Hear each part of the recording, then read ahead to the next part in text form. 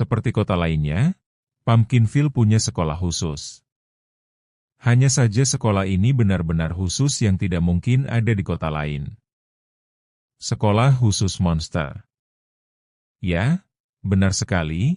Di Pumpkinville kita akan menemukan sebuah sekolah yang siswanya adalah para monster. Di sekolah ini para siswa, yang adalah para monster, akan diajarkan pelajaran umum seperti sekolah lain dan juga pelajaran khusus seputar keahlian para monster. Tentu saja semua itu hanya bisa terjadi di Pumpkinville, di mana manusia, hewan, tumbuhan, monster, dan juga hantu hidup berdampingan. Groom termasuk salah satu monster yang bersekolah di sekolah monster. Ia adalah monster kecil berwarna biru yang terkenal di sekolah monster.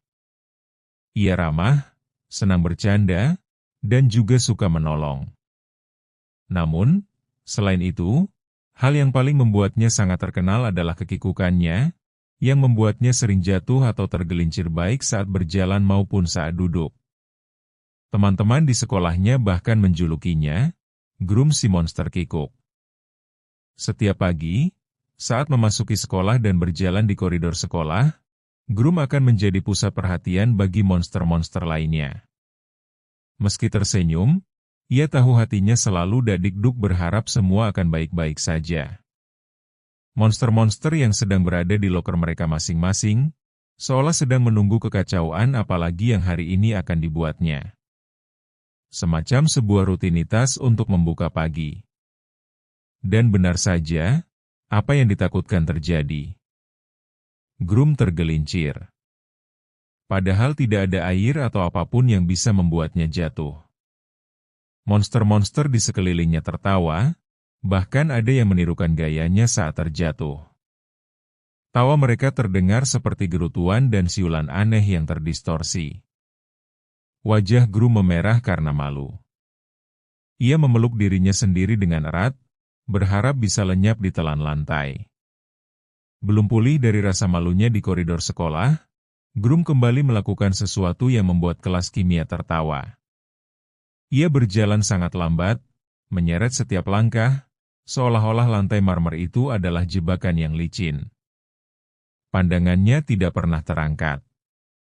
Ia hanya melihat kakinya, mengamati setiap celah, mencoba memprediksi di mana keseimbangannya akan gagal. Kecemasan membuatnya sesak. Ia hanya ingin mencapai kursinya tanpa insiden.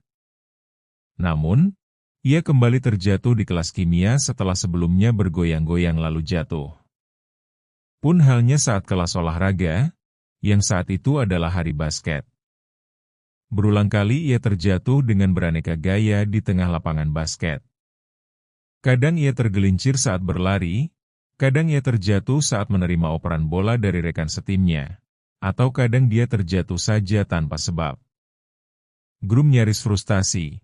Namun dari berbagai referensi, ia cukup mengerti bahwa semakin ia cemas maka akan semakin sering ia bersikap kikuk seperti itu. Sepulang sekolah, Groom berjalan sendirian di lorong sekolah. Ia memilih pulang saat sekolah sudah sepi agar tidak terlihat oleh monster yang lain. Wajahnya cemas, matanya terus-menerus mengawasi lantai. Lorong yang panjang itu terasa tak berujung, dan ia hanya ingin mencapai tujuannya tanpa insiden lain yang akan mengundang tawa. Apa yang sebenarnya terjadi pada Groom? Apakah ia akan terus menjadi kikuk? Temukan jawabannya di episode selanjutnya ya.